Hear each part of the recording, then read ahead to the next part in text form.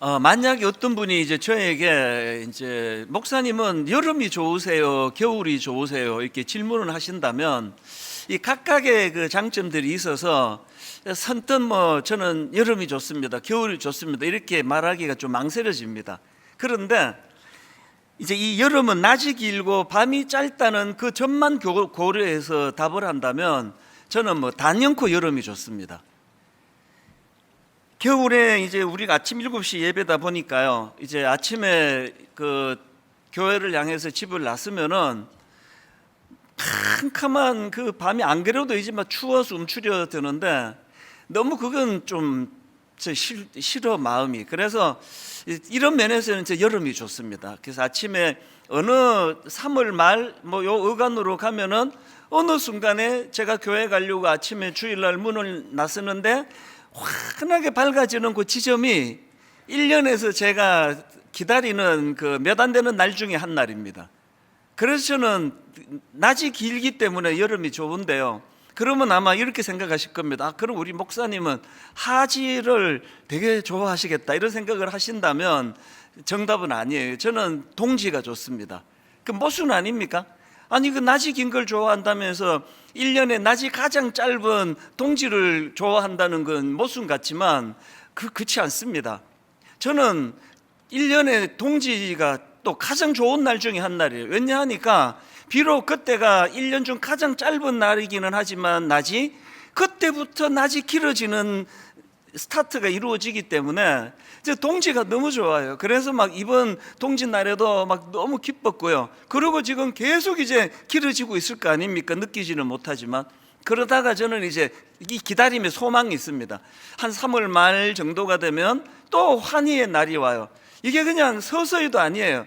어느 날 아침에 교회 말씀 전하러 교회 가려고 문을 딱 열고 났으면 환하게 밝아진 어떤 지점이 있거든요. 그게 기다리는 그것들이 좋아서 이게 저에게 좀 습관이 돼버렸습니다. 아침마다 제가 집을 나서면서 이제 주일 아침에 이 기다림에 대해서 생각을 하기 때문에 이 기다림이 가져다 주는 유익에 대해서 생각을 참 많이 하는 편이에요. 예를 들면 벤자민 프랭클린이 이런 말을 했습니다. 기다릴 줄 아는 사람은 바라는 것을 가질 수 있다. 이 기다림의 유익을 이렇게 표현했고요. 알렉산드르 뒤마라는 분도 이렇게 이야기했습니다. 인간의 지혜는 단 두 단어, 기다림과 희망으로 집약된다. 저는 이게 복음이라 생각하고요, 이게 기독교라 생각합니다. 우리 기독교는 그저 막 은혜 받고 현찰 받아가서 그거를 현재 누리는 종교가 아니에요. 우리의 믿음이 자란다는 건 기다림의 의미를 알게 되는 거예요. 이 기다림이 가져다 주는 소망. 또 이런 글이 있습니다. 희망은 인간을 시들게 하지 않는 영원한 샘물이다. 이런 의미에서는 제가 하지를 별로 좋아하지 않아요. 비록 이 하지가 내가 너무 좋아하는 1년 중 낮이 가장 긴 날이지만 그러고는 이제 점점 원하지 않는 그런 낮이 짧아질 수밖에 없는 그거니까요. 신앙생활도 마찬가지예요. 우리에게 어떤 결핍이 있다면, 우리가 소망하는 것이 아직 잘 응답이 되지 않고 있다면 그 모든 건 기다림의 축복입니다. 그 기다림이 있기 때문에 살만하고, 그 기다림이 있기 때문에 늘 마음에 어떤 그 소망이 가져다 주는 기쁨을 제가 누릴 수 있기 때문이거든요. 구약의 이스라엘 백성들을 봐도 마찬가지입니다. 그들은 그 여러 강대국들 사이에 끼어서 고통당하던 역사를 갖고 있는데 이건 우리나라랑 좀 비슷하다고 그렇게들 이야기하지 않습니까? 그런데 하나님께서는 그 이스라엘 백성들에게 그들을 괴롭히고 고통당하게 하던 그 이웃 나라들을 멸하시는 방법을 쓰지 않으시고요, 그들로 인해 끊임없이 고통당하는 그 상황 속에서 우리 하나님께서는 현실적으로 그들의 힘든 마음속에 뭘 심어줍니까? 장차 오실 메시아에 대한 소망을, 장차 오실 메시아가 이루게 될 하나님 나라의 기쁨을, 이 기다림의 기쁨을 계속 전하고 계시는 게 그게 구약에서의 하나님이시거든요. 오늘 우리가 살펴보게 될 이사야서도 마찬가지입니다. 이사야서에 보면은 이스라엘 백성들의 죄악에 대한 심판에 대한 경고의 말씀이 굉장히 여러 군데서 언급이 되거든요, 반복해서. 그런데 중요한 건 이 이사야서가 그 심판에 대한 경고만 있는 게 아니라 심판에 대한 경고의 메시지 그 무게만큼이나 그럼에도 불구하고 회개하고 돌이킬 때 이 미래에 대한 소망의 말씀이 계속 반복이 되고 있다는 사실이에요. 그래서 이 이사야서의 구조를 보면은 죄와 불순종에 대한 심판의 한 줄거리와 또 회복에 대한 희망의 메시지가 계속 교차가 되는 것을 볼 수 있는데, 이 희망의 메시지의 가장 정점에 메시아에 대한 소망이 있다는 거예요. 그래서 여러분도 잘 아시는 이사야 7장 14절 어떤 예언이 이루어지는가 보니까, 그러므로 주께서 친히 징조를 너희에게 주실 것이라. 보라, 처녀가 잉태하여 아들을 낳을 것이요 그의 이름을 임마누엘이라 하리라. 우리에게는 뭐 익숙해서 새로울 게 없는 그런 말씀이지만, 그 당시에 그 강대국들 틈에 껴가지고 고통하던 이스라엘 백성들에게 이런 놀라운 기다림에 대한 예언의 말씀이 선포될 때 이게 가슴 벅차게 받아들여졌다고 생각을 합니다. 오늘 본문도 똑같습니다. 이사야 9장 6절, 이는 한 아기가 우리에게 낳고 한 아들을 우리에게 주신 바 되었는데 그의 어깨에는 정사를 메었고 그의 이름은 기묘자라, 모사라, 전능하신 하나님이라, 영존하시는 아버지라, 평강의 왕이라 할 것임이라. 지금 아수르를 위시해 가지고 이 이스라엘을 위협하는 주변 국가들의 그 강팍한 움직임 속에서 두려워하고 있던 그들 입장에서 우리 하나님은 그렇기 때문에 이 메시아에 대한 소망, 이 기다림에 대한 소망을 하나님이 주고 계시다는 그 말씀이에요. 이런 점에서 우리 기독교는 기다림의 종교다, 이렇게 말씀드릴 수 있는데요, 저는 이번 성탄절을 앞두고 그 책 한 권을 구입했는데요, 맥스 루케이드 목사님이 쓴 베들레헴 그날 밤, 이런 아주 얇은 그 책입니다. 제가 이 책을 구입한 이유는 딱 하나고요, 뭐 책을 쭉 봤을 때 사실 뭐 좀 평이했어요. 그러나 책값이 하나도 안 아까웠던 건 이 책 부제 때문이에요. 부제. 이 책의 부제가 이렇습니다. 사랑이 태어나고 희망이 다가오다. 그래서 제가 그 손으로 이렇게 집기에 좋은 문고판 책이기 때문에요, 이번 12월 달에 이 책을 가까이 가지고 다니면서, 야, 이 아기 예수님에 대하여 이것만큼 정말 액기스를 담아 표현한 게 이게 또 있을까? 여러분 한번 따라해 보시겠습니까? 사랑이 태어나고 희망이 다가오다. 이번 성탄절날 우리 모두가 다 이 사랑이 태어나고 희망이 다가오다. 그래서 구약의 이스라엘 백성들이 내내 오실 메시아를 기다렸던 것처럼 우리 이번 성탄절을 맞이해서 다시 오실 예수 그리스도 마라나타, 그분을 소망을 가지고, 그래서 오실 메시아 예수 그리스도를 기다리는 것이 얼마나 우리 삶에 어떤 상황 속에서도 흔들리지 않는 중심을 가져다 주는가, 이거를 맛보게 되시기를 바랍니다. 사실 이제 제가 좀 이제 나이가 들어가는 것 같아요. 이번 12월 달에는 저의 어린 시절 크리스마스 생각이 그렇게 많이 나는 겁니다. 정말 한번 옛날로 딱 한 번만 돌아가 봤으면 좋겠다 할 정도로. 왜냐하니까 그때는요, 너무 가난했고 먹을 것도 없고 또 뭐 문화가 어디 있습니까? 먹고 살기도 어려운데. 그러니까 그 당시로 그 대한민국을 문화적으로 영향을 미치는 거의 유일한 곳이 교회였거든요. 그러니까 뭐 거의 2학기가 되면은 크리스마스를 기다리기 시작했던 기억이 있습니다. 그리고 꼭 이제 크리스마스 이브에 12월 24일 날 교회마다 이제 문화 잔치가 벌어지잖아요. 공연할 때 연극이 꼭 동원하는데, 저는 놀랍게도 초등학교 1학년부터 6학년 때까지 연극에 제가 한 번도 탈락돼 본 적이 없습니다. 모든 연극에 제가 다 발탁이 됐는데 주인공은 해본 적이 없어요. 그래서 연극이라는 게 뭐 대사가 좀 간단했습니다. 제가 맡은 배역이 이제 그 술 취한 행윈 2, 뭐 이제 이런 걸 맡아가지고 이제 그냥 뭐 대사도 없습니다. 그냥 비틀비틀 걸어다가 무대 중앙에 와서 취한다 그러고 넘어지는 게 다예요. 근데 이거 하나를 하려고요, 거의 한 10월 말부터 매일 교회 와서 연습을 하는데요, 배역이 짧은 거에 대해서 저는 섭섭해 본 적이 없습니다. 그 자체가 좋은 거예요. 같이 모여서 깔깔거리고 친구들하고 크리스마스 얘기 나누고, 그리고 이제 그렇게 연습을 마치면 이렇게 정말 엑스트라 같은 배역을 맡은 전데도 불구하고 선생님이 공평하게 눈깔 사탕 3알씩을 친구들에게 다 또 저에게 이렇게 선물로 주는, 이게 너무 기다려져서 2학기 내내 크리스마스를 기다렸고요. 그리고 이제 24일 날 크리스마스 이브는 잊혀지지가 않아요.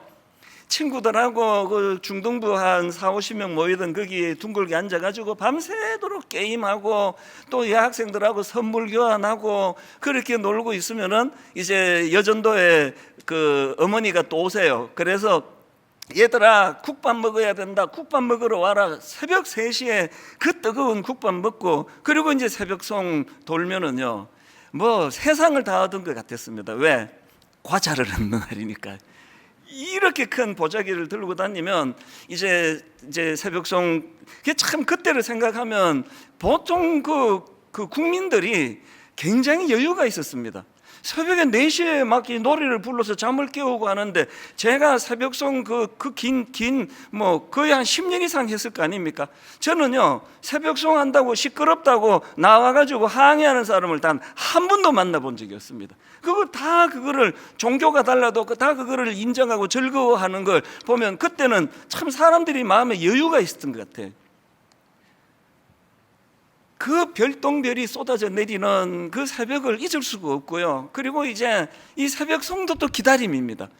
이제 집에 가서 이제 찬양을 불러드리면 꼭 이제 그 성도님이 나오셔서 과자를 주세요.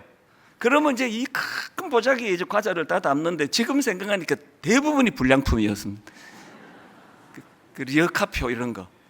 그리고 이제 새벽송을 다 마치면 7시에 모여가지고 이거 과자 나누는데 거의 뭐 불꽃이 튑니다. 내 몫을 적게 줄까봐 막 불을 켜고 지켜보고, 그렇게 이제 과자 받아가지고 이게 모든 과자를 다 뒤섞어가지고 나누니까 요즘 애들 이거 먹으라 그러면은 갖다 버리세요 그럴 거예요. 그 과자를 집에 갖다 놓고 아껴 먹어서 한 일주일 이상을 그렇게 먹었던 그 추억이 너무, 이번에 제가 12월 달에 되면서 그 추억이 마음에 그리운 거예요. 그러다가 제가 이걸 자꾸 생각하다 보니까 제 어린 시절에 크리스마스의 오류, 문제점을 하나 발견했습니다. 그렇게 성탄절을 기다렸지만 놀라운 건 예수님을 기다리지 않았다는 거예요. 저의 어린 시절의 성탄절에 예수님은 안 계셨어요. 뭐 별 중요하지 않았습니다. 그 친구들은 게임하고 놀고 국밥 먹고 새벽송 돌아 과자 얻고 이게 좋은 거지, 뭐 주인공이 뭐 누군지 뭐 관심도 없었거든요. 그래서 어떤 면에서는 많은 분들이 요즘에 야 크리스마스 기분이 안 난다, 아니 캐롤이 이렇게 하나도 안 들리나 그러지만, 어떤 면에서는 이게 좀 바람직해 간다는 생각도 들어요. 백화점마다 그렇게 화려하게 펼쳐대는 크리스마스가 아니라, 그래서 이번 성탄절은요, 진짜 기다려야 하는 걸 기다리는 것을 아는, 그러니까 우리가 사모해야 되는 걸 제대로 사모하는 그런 크리스마스가 되면 좋겠다, 그런 생각을 계속 해왔는데, 그런 면에서 제가 오늘은 그 본문을 중심으로 해서 우리가 성탄절에 진짜 사모해야 되는 2가지를 제가 정리를 해봤습니다. 성탄절에 사모해야 될 2가지 중에 첫 번째가 뭐냐? 주님의 다스림이에요. 주님의 다스림을 사모해야 되는 게 그게 성탄절이다.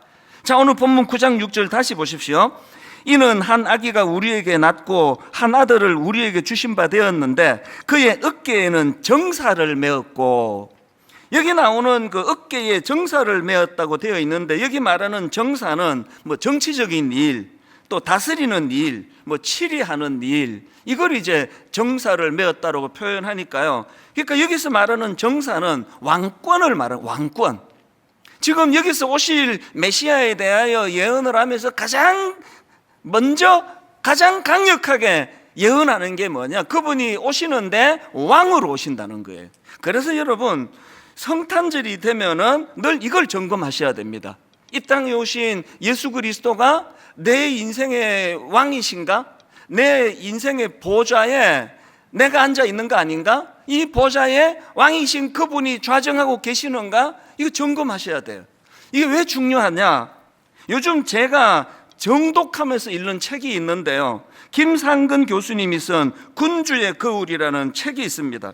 이 책의 부제가 아포리아 시대의 인문학 이렇게 되어 있는데요, 이 아포리아란 거는 철학 용어의 하나인데요, 해결 방도를 찾을 수 없는 난관의 상태, 이게 아포리아의 상태라고 제가 그 지식백과를 찾아보니까 그렇게 설명하더라고요. 그리고 또 이 책의 저자가 말하는 아포리아도 같은 개념이에요. 아포리아가 뭐냐? 어떻게 해볼 수 있는 것이 없는 상태, 이게 아포리아의 상태래요. 그리고 길 없음의 상태이자 출구 없음의 상태, 이게 아포리아래요. 그래서 고대 그리스에서 이 단어는 위기보다 훨씬 심각한 상태에 직면해 있는 것, 이게 아포리아래요. 그런데 이 책에 보면은 저자가 오늘 우리 대한민국이 아포리아 상태라는 거예요. 어떻게 할 수 없는 상태, 길 없음의 상황에 내몰려 있는 상태, 이게 오늘 우리나라의 상황이라는 거예요. 여러분, 학자들이 이렇게 분석할 때는요, 뭐 대충 그렇게 하는 거 아니에요. 철저한 근거와 이런 것들을 학문적으로 그렇게 조명하기 때문에 저는 이게 굉장히 심각하게 받아들여졌거든요. 이분이 쓴 글 내용을 한번 일부를 읽어드릴게요. 지금 우리는 절망의 시대를 견디며 살아가고 있습니다. 곤궁한 시대를 버티게 해주던 희망의 사다리가 사라지고 있다고 합니다. 세상살이가 점점 더 힘들고, 그리고 왜 이렇게 돼버렸는가를 이제 한번 들어보십시오. 세상살이가 점점 더 힘들고 젊은이들 사이에 희망이 사라지고 있는 이유는 우리 사회에 진정한 리더가 부재하기 때문입니다. 총체적인 리더십의 부재야말로 우리 시대의 질곡을 가장 정확하게 설명하는 틀입니다. 오늘 우리 대한민국이 어떻게 손을 써볼 수 없는 상태, 길 없음의 상태, 아포리아의 상태가 되어버렸는데 그 원인이 뭐냐? 지도자가 부재하기 때문이라는 거예요. 이런 상황이기 때문에 이 저자가 이런 권면을 하는 걸 들어보십시오.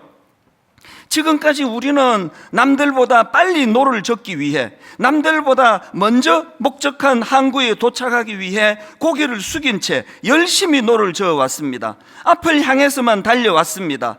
그러나 인문학은 우리들에게 숙였던 고개를 들고 젓고 있는 노를 내려놓고 밤하늘의 별을 보라고 요구합니다. 북극성은 어디에 있는지, 내 인생의 좌표는 어느 곳인지, 인생의 방향을 어떻게 정해야 할지 자신을 성찰하라는 것입니다. 지금 이 시대가 아포리아 상태인데, 지금 이 시대가 혼미하고 뭐가 진리고 뭐가 잘못된 길이고 뭐가 가야 되는 길인지가 지금 이게 규명이 잘 안 되는데, 열심히 노져가지고 목적지만 달리면 뭐 하느냐? 먼저 열심히 노젓기 전에 그 땅만 쳐다보지 말고 고개를 들어서 북극성을 보라는 거예요. 북극성이 뭡니까? 길을 가르쳐 주는 거 아닙니까? 동서남북을 알려주는 북극성을 바라보고 내 인생의 좌표가 어디 있는지, 인생의 방향을 내가 어떻게 정했는지 이 점검을 먼저 하라는 거거든요. 제가 요즘에 이 책을 정독을 하는 이유는 아까 말씀드렸잖아요. 이렇게 지금 우리나라가 아포리아, 어떻게 해볼 수 있는 게 아무것도 없는 상태, 길 없는 상태, 출구 없음의 상태가 돼버렸는데 그 이유가 뭐라고요?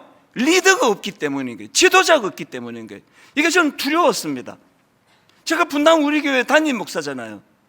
제가 혼미해지면은 이게 자리는 차지하고 있는데 리더십을 발휘하지 못하는 그런 목사가 돼버리면은 수많은 성도님들을 아포리아의 상태로 몰고 갈 수 있다는 그 두려움이 이 책을 제가 정독하고, 최근에 우리 분립 개척에 나간 29교회 목사님들을 만나가지고 제가 이야기를 해줬어요. 이 책도 제가 소개하고 정독하면 우리 같이 읽자.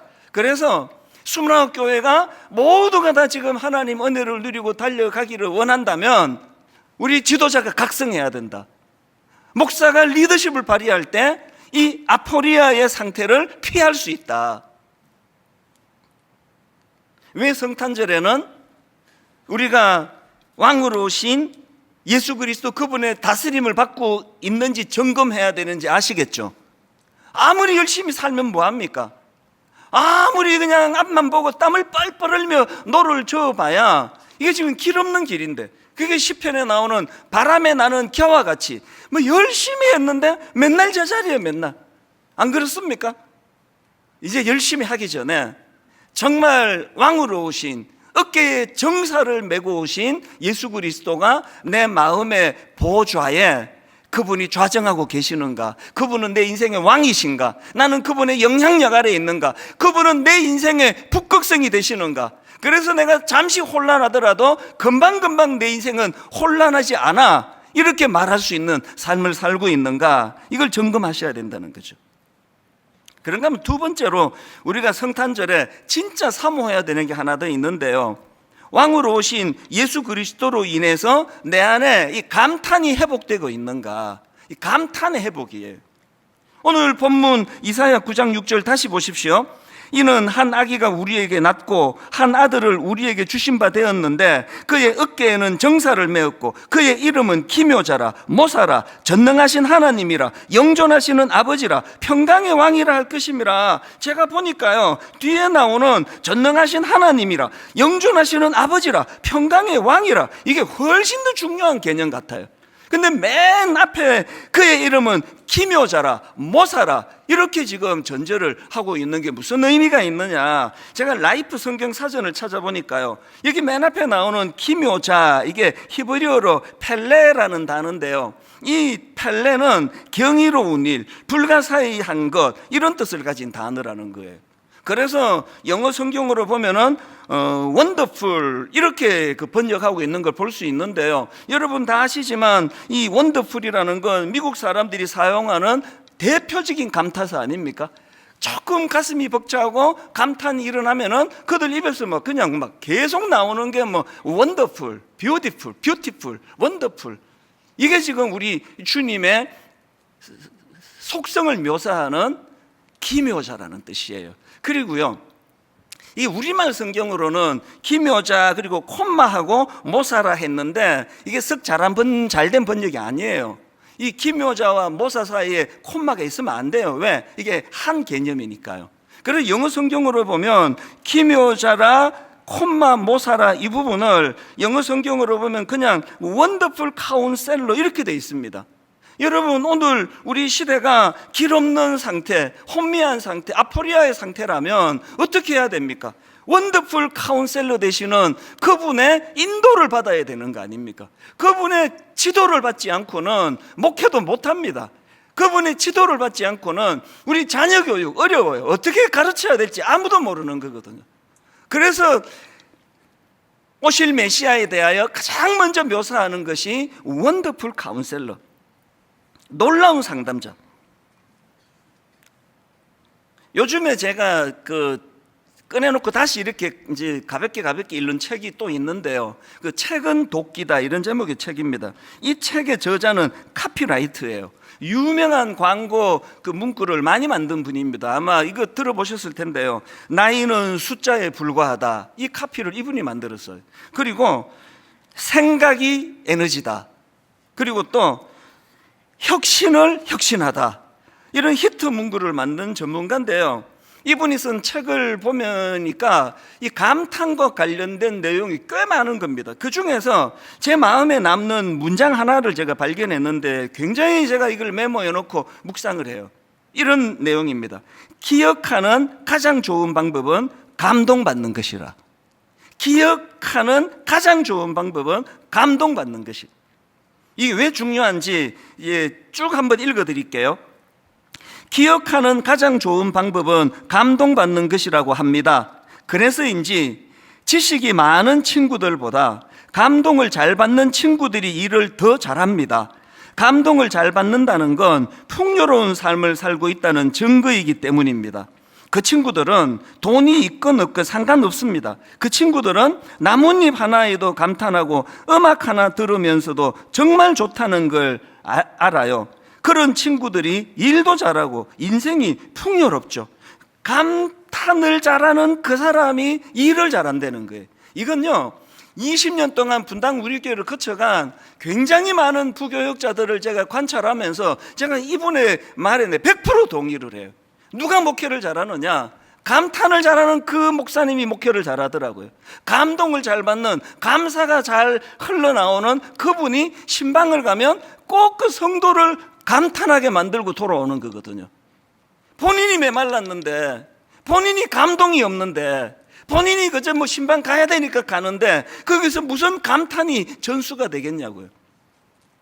그래서 저는 수문학교회 목사님들도 그렇고 우리 부교육자들 만날 때마다 저는 별명이 있는데 공포의 반복이에요. 엄청 반복을 많이 하거든요. 감탄을 해보게라, 감사를 해보게라. 나한테 선물 갖다 주려고 그러지 말고 나한테 주는 마음으로 작은 거 하나라도 성도님들한테 한번 줘봐라. 성도님께 한번 드려보면 성도님들이 우리에게 섬기는 그 하나하나가 얼마나 이것이 소중한 것인가를 해보면 알 것이다. 일반 성도님들에게 제가 뭐 짜장면 한 그릇, 그 뭐 설렁탕 한 그릇 사드려도 얼마나 감탄을 합니까? 아싸, 당님 목사님한테 나 밥 처음으로 얻어먹었다. 아싸, 일기장에 써야지. 막 이런 분들을 많이 얘기해요. 그런데 우리 목회자들에게 직업병이 뭐예요? 늘 자주 그렇게 대접을 받다가 보니까 뭐 갈비를 사다 줘도 뭐 시큰둥한 거예요. 이걸 우리가 회복하자는 거예요. 어지간하면 우리는 대접받지 말고 어쩌다가 대접 한번 받으면 막 아싸, 신방하고 나오는데 여러분 설렁탕 사드렸는데 목사님이 아무 말 안 하면 다음부터 절대 사주지 마세요. 그래도 뭐 설렁탕 한 그릇 사주고도 막 아싸, 일기장에 써야지. 내가 집사님 언젠간 내가 갚아드리겠습니다. 뭘 말하고 싶은 겁니까? 감탄이 있는 사람이 목회도 잘해요. 감탄이 있는 사람이 모든 자기 맡은 이분 카피라이트를 보니까 자기가 그 직원들을 보니까 감동이 있고 감탄이 있는 그 사람이 일도 잘하더라는 그 얘기 아닙니까? 또 이런 내용도 있습니다. 창의력이라는 건 무심히 보지 않고 경탄하면서 보는 것이죠. 집중하는 습관을 들이라는 것입니다. 창의적인 사람이 되고 싶다면 우리는 자두를 보고 수박을 보고 사과를 보고도 감동할 줄 알아야 합니다. 누가 창의적이라고요?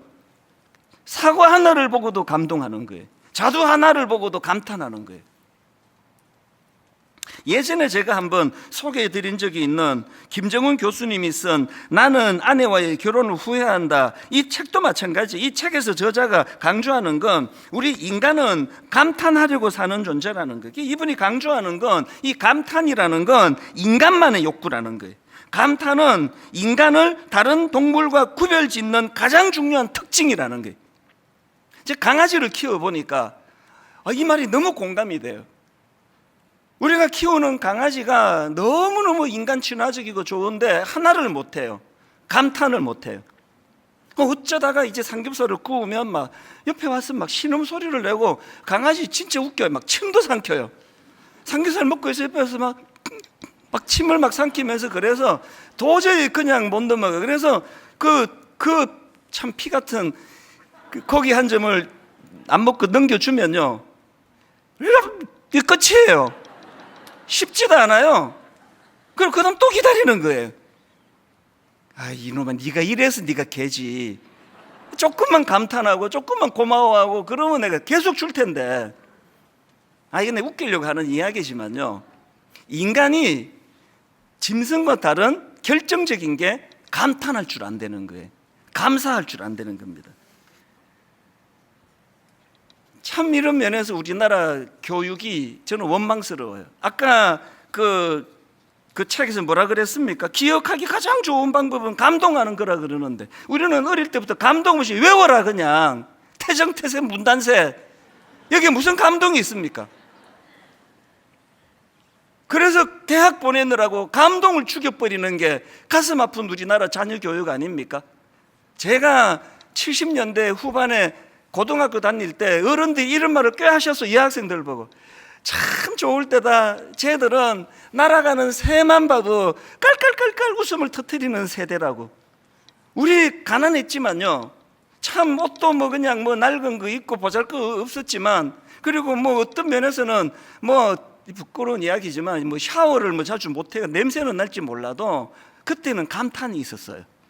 그렇게 그 온돌방에서 형제들이 모여가지고 한 방에 그 불편하게 생각 안 하고 뭐 형하고 누나하고 같이 낄낄거리고 깔깔거리고, 그런데 이게 어느 날 없어져 버린 겁니다. 이게 왜 위험한지 아십니까? 그 책 내용을 조금만 더 읽어드릴게요. 충족되지 않는 감탄의 욕구는 욕구 좌절이 된다. 욕구 좌절은 심리학적으로 뒤집어져 분노가 된다. 적개심이 되고 공격성이 된다. 모두들 어디 한번 건들기만 해봐라 하는 표정으로 거리를 헤맨다. 내 삶이 어려운 이유는 간단하다. 경제가 어려워서가 아니다. 정치가 개판이어서가 아니다. 이 감탄의 욕구를 채워줄 수 있는 문화적, 예술적, 그 다음 보세요, 종교적 체험이 부재하기 때문이다. 여러분, 지난 한 해를 돌아보세요. 날아가는 새만 보고도 웃음이 그치지 않아가지고 감탄하며 웃던 이런 순간이 여러분 지난 365일 동안에 몇 번이나 있었냐고요.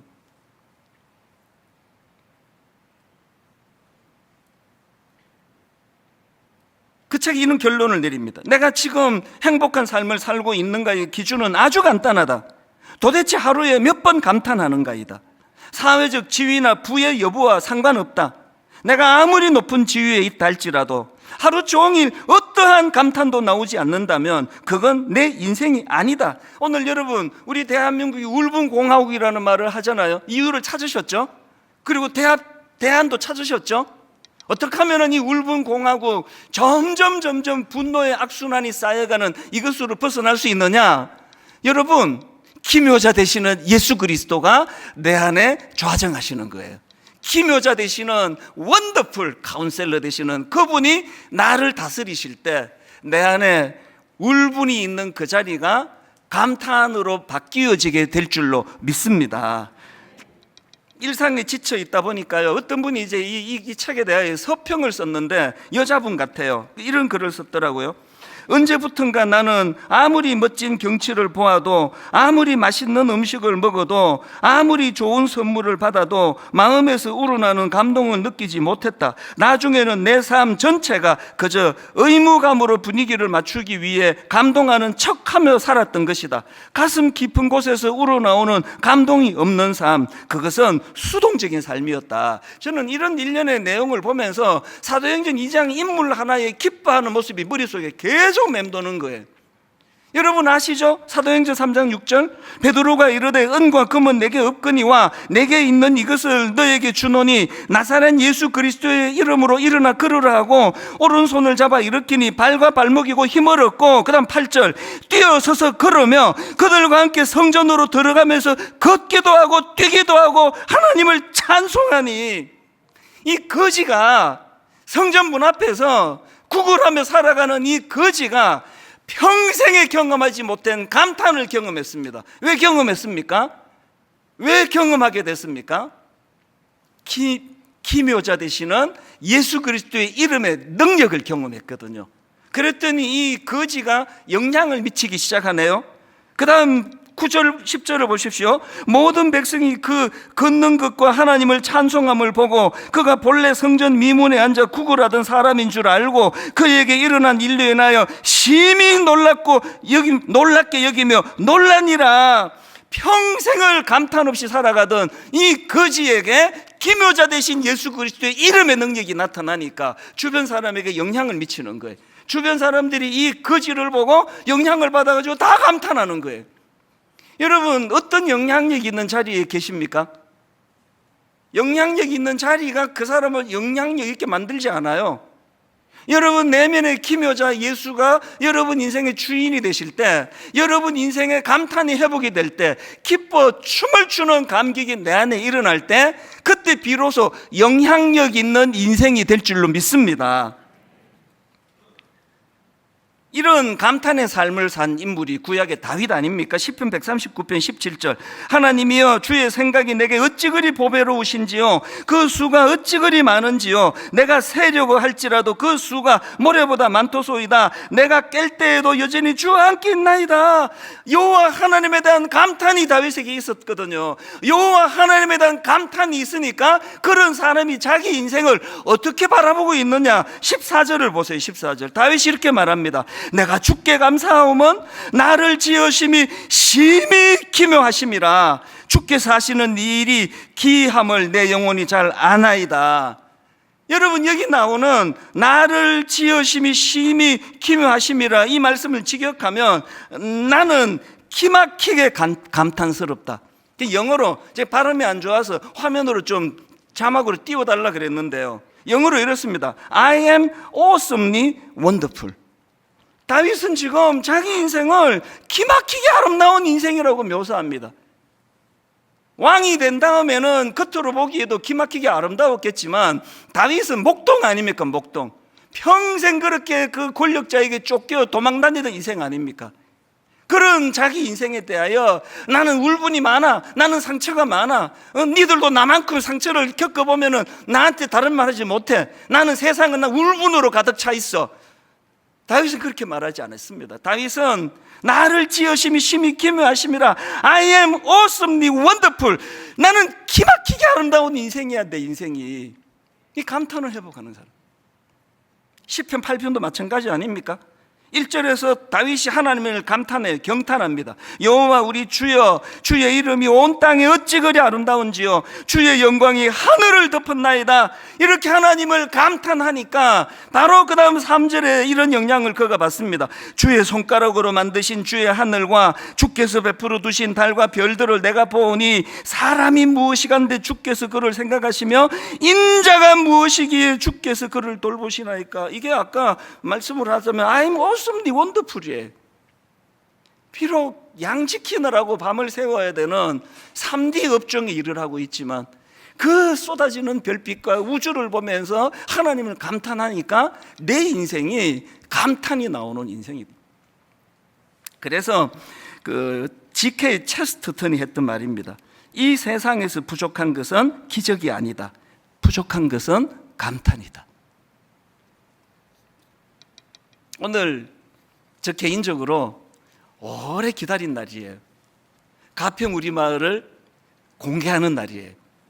오래 기다렸고 하나님이 또 이거를 계속 허가와 이런 걸 딜레이 시켜가지고 수년을 기다렸는데 이제 오늘이 오픈하는 날이에요. 너무 마음이 흥분이 돼요. 이제 화면으로 짜잔 보시겠습니다. 저게 가평 우리 마을이고요. 그 다음 사진도 보여주세요. 가평 우리 마을이에요. 유럽의 한 지역처럼. 또 그 다음 눈 온 사진 보시겠습니까? 그 다음 또 사진 마지막으로 한 번 더 보세요. 제가 20년 목회하면서 설교하다가 감탄하는 성도를 오늘 처음 만나봤습니다. 이제 분당 우리 교회가 이제 되는 교회가 될 것 같아요.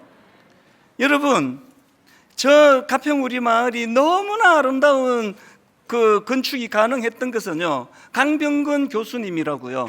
이분이 그 지금은 유명한 명소가 됐잖아요. 뿌띠 프랑스를 설계하신 분이에요. 그런데 놀랍게도 이분은 장로님이시거든요.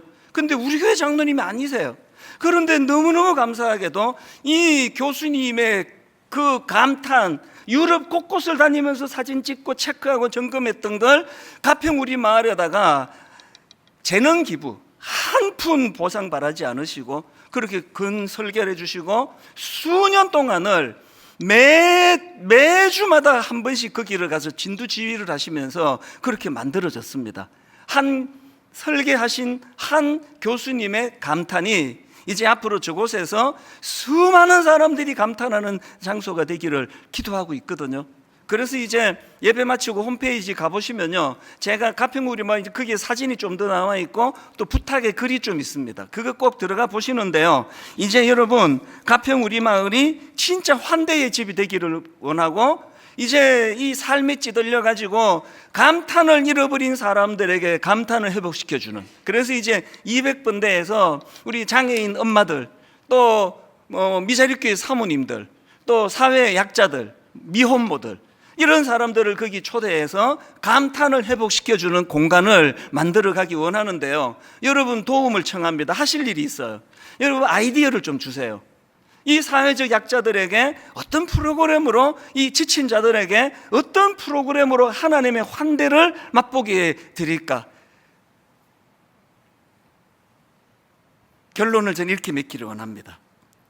이제 내년 하반기에 가평우리마을이 오픈되기를 기도해 주시고요, 그리고 이제 분당 우리 교회는 성탄절 왕으로 오신 그분, 내 마음의 왕좌에 그분을 모셔다 드리는 성도들이, 많은 성도들이 모인, 그런 믿음 있는 성도들이 모인 교회가 되기를 바라고요. 그리고 성탄절에는 그 기묘자 되신 주님을 모신 자들에게 잃어버린 감탄이 회복되는 은혜가 있기를 바랍니다. 그리고 잃어버린 꿈을 찾아주셔서, 이제 오늘 성탄절 헌금 꿈 넘어 꿈 프로젝트라고 이름을 그렇게 지어봤잖아요. 이제 올 3월까지 11교회, 이제 이 교회들에게 우리가 한 4억 원씩 44억의 예산을 가지고 후원해 드리고, 이제 내년부터 이제 권별로 대한민국 전체를 다 어우르기를 원해요. 충청도권, 전라도권, 경상도권, 강원도권, 제주도권, 그 지역마다 그 지역의 교회들하고 연대를 해서 이제 정말 감탄을 잃어버린 목사님들, 감탄을 잃어버린 교회들에게 주님 이름으로 섬기는 일을 할 텐데, 오늘 우리가 드릴 헌금이 그 일의 시드머니가 될 줄 믿습니다. 저는 기도해요. 하나님, 오늘 우리 이 헌금이 오병이어의 기적의 도구로 쓰였던 어린아이의 도시락이 되게 하여 주시옵소서. 결론을 이렇게 맺기 원합니다. 성탄절은 그리워할 걸 그리워하고 품어야 될 걸 품고 그 예수 그리스도가 왕으로 오심을 기억하는 그런 은혜로운 날이 되기를 주님 이름으로 축원합니다. 기도하시겠습니다. 하나님 아버지, 이렇게 복된 날 허락해 주신 은혜 감사합니다. 아포리아 상태라고 길이 막혀버렸고 지도자가 없는 이 상황에 희망이 보이지 않는다고 전문가 학자들이 탄식하는 시대를 살고 있는데, 오늘 주님 왕으로 오시옵소서. 오늘 주님 우리 삶의 왕좌에 좌정하여 주시옵소서. 그래서 기묘자 되신 그 하나님으로, 그 주님으로 말미암아 잃어버린 감탄을 회복하는 성도님들, 감탄을 회복하는 교회 되게 하여 주시옵소서. 29교회와 더불어서 같이 꿈을 꾸며 아버지의 아름다운 일들을 펼쳐나가도록 인도하여 주시고, 하나님께 드리는 이 헌금이 그 작은 아이의 도시락이 되어서 5,000명을 먹이고도 남는 주님의 기적의 감탄의 도구가 되도록 인도하여 주시옵소서. 인도해 주실 주님께 감사드리옵고 예수님 이름으로 기도드립니다. 아멘. 이 시간 특별 헌금, 성탄 헌금을 드릴 텐데요, 헌금하는 동안에 우리 홍아영 집사님, 정선화 집사님, 그리고 반주로 우리 임채원 자매가 수고해 주실 텐데, 이 특송을 들으시면서 이제 준비하신 헌금을 하나님께 올려드리도록 하겠습니다.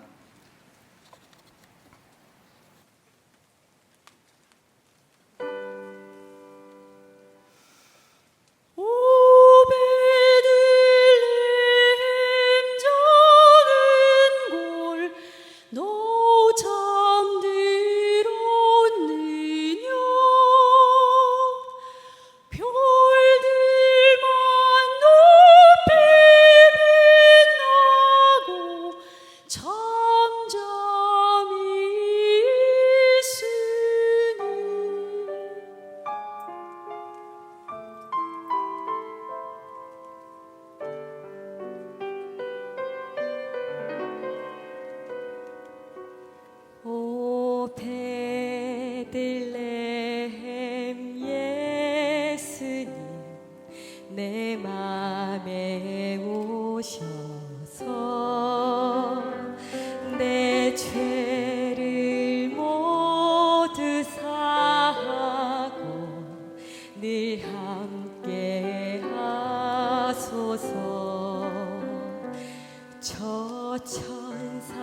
천사들의 소식 나 기뻐 들으니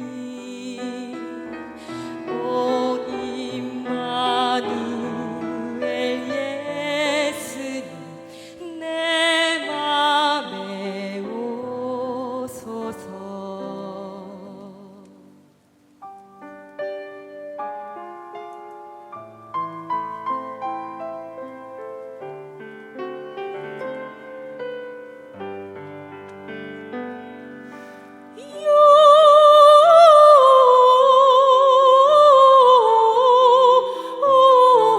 영광을 높이 계신 주께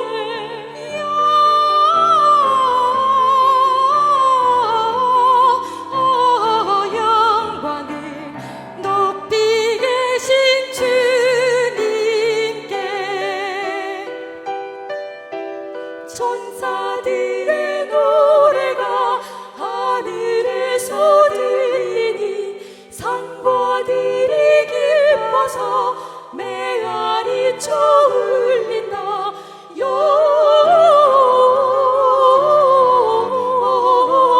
영광을 높이 계신 주께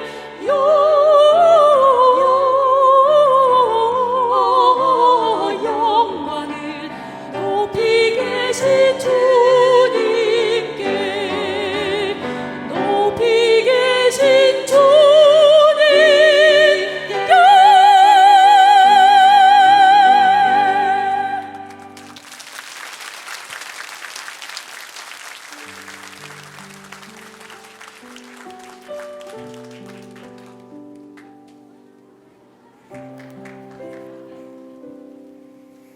서아야, 오늘이 무슨 날인지 알아? 당연히 알지. 오늘은 아기 예수님이 태어나신 성탄절이잖아. 맞아, 우리 생일 축하 노래 부를까?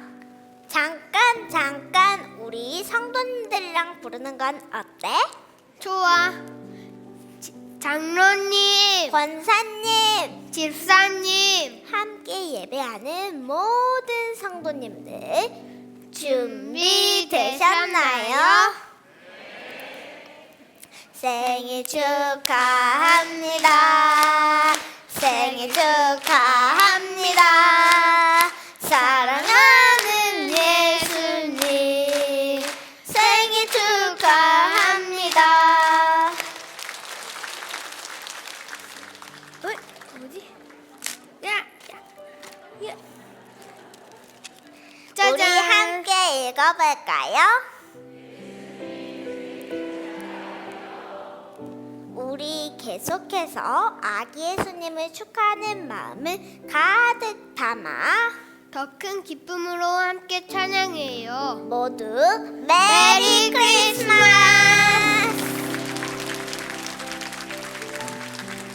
네, 우리 성탄의 기쁨을 맞아서 우리 좌우 바라보시면서 한 번 더 인사했으면 좋겠습니다. 메리 크리스마스, 메리 크리스마스 이렇게 인사하겠습니다. 이 성탄의 기쁨, 구준하심을 또 감탄하는 마음으로 주님께 모든 영광의 박수를 드리며 우리 함께 찬양 올려드렸으면 좋겠습니다. 우리 다 같이 자리에 일어나셔서 기쁨으로 주님을 높여 찬양했으면 좋겠습니다. 할렐루야!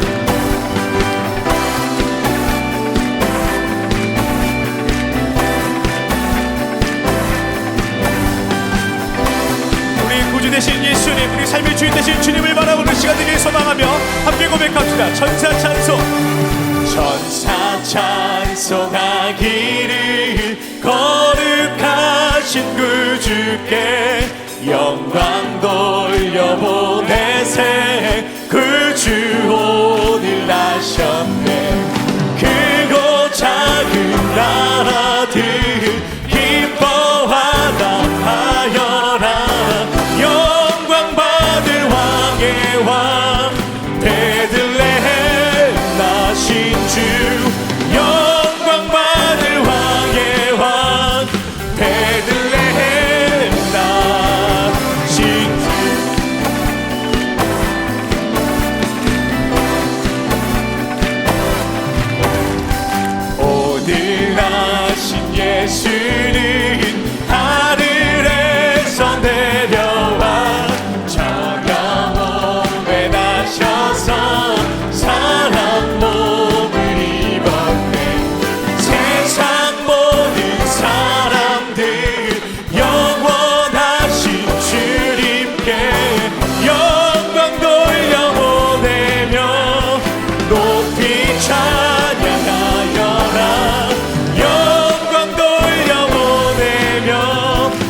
높이 찬양하여라.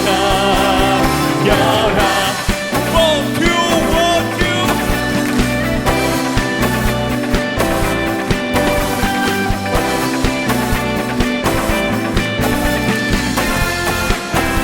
의로우신 예수는 의로우신 예수는 평화의 왕이시고 세상 빛이 되시며 우리 생명 되시네. 죄인들을 불러서 거듭나게 하시고 영생하게 하시니 함께 찬양하여라. 영생하게 하시니 함께 찬양하여라. 오 베들레헴에 나신 주 헤이 오 주를 높여 찬양해. 오 영광 받은 왕의 왕 오 함께 찬양. 베들레헴 나신 주 오 베들레헴에 나신 주 오 주를 높여 찬양해. 오 영광 받은 왕의 왕 오 함께 찬양하라. 할렐루야. 계속해서 우리 꾸준히 주님께 경배하는 마음으로 모든 놈 영광 올리는 나누기 소망합니다. 할렐루야.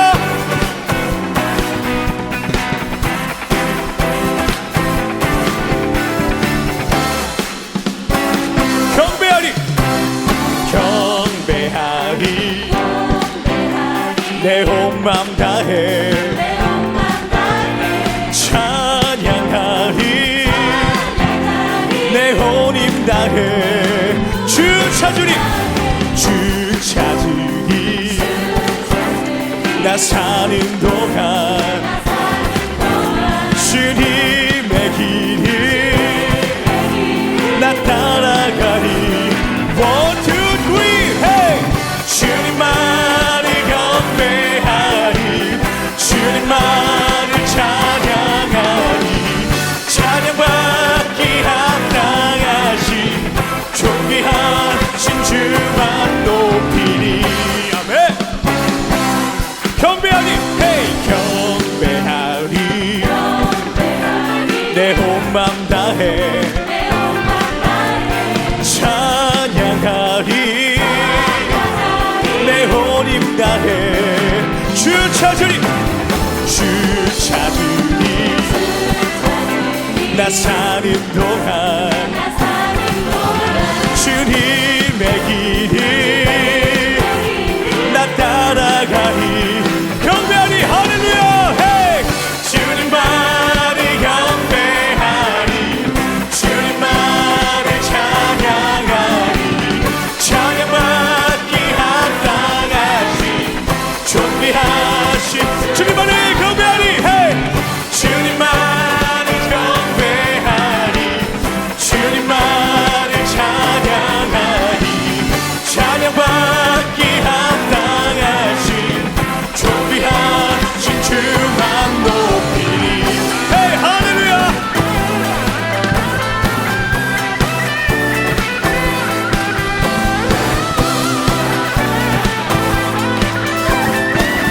베들레헴에 나신 주 One, two, three, hey!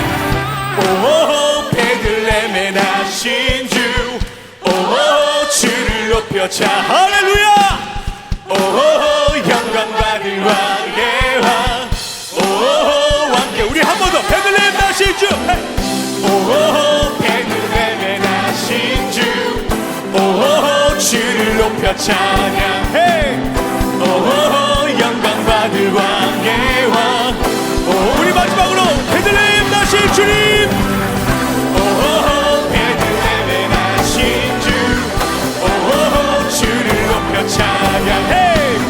오 영광 받을 왕의 왕 오 왕께 찬양하라.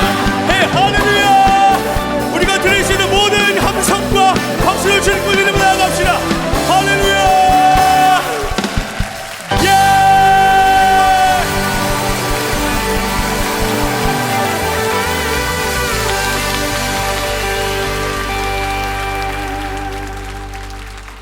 이 주님 나신 날 이 기쁨을 어떻게 다 표현해야 될지 모르겠습니다. 정말 우리 젊은이들과 또 우리 어른들과 모든 성도님들이 어우러져 찬양하는 이 찬양을 하나님 받으시고 저와 여러분의 삶에 하나님께서 그 감탄을 회복시켜 주실 줄 믿습니다. 함께 기도하시겠습니다. 하나님, 이렇게 기쁜 날 허락해 주신 거 감사합니다. 하나님, 너무나 지도자가 없어, 리더가 없어, 너무나 참 삭막한 시대를 살아가고 있다고 전문가들이 분석하는데, 이제 하나님 참 지도자 대신, 참 리더 대신 주님, 내 마음에 좌정하시고 내 인생의 왕이 되어 주시옵소서. 우리를 다스려 주시옵소서. 하나님, 너무나 깔아앉아 있고 감탄이 나올 일이 없는 이 시대에 예수 그리스도가 감탄의 이유가 되게 하여 주시옵소서. 하나님 앞에 이번 성탄절의 기쁨을 가지고 또 맞이하는 내년 한 해를 기대하면서 그렇게 점점 해가 길어지듯이 점점 감탄이 더 확장되는 그런 교회가 되고 그런 성도님들 되게 하여 주시옵소서.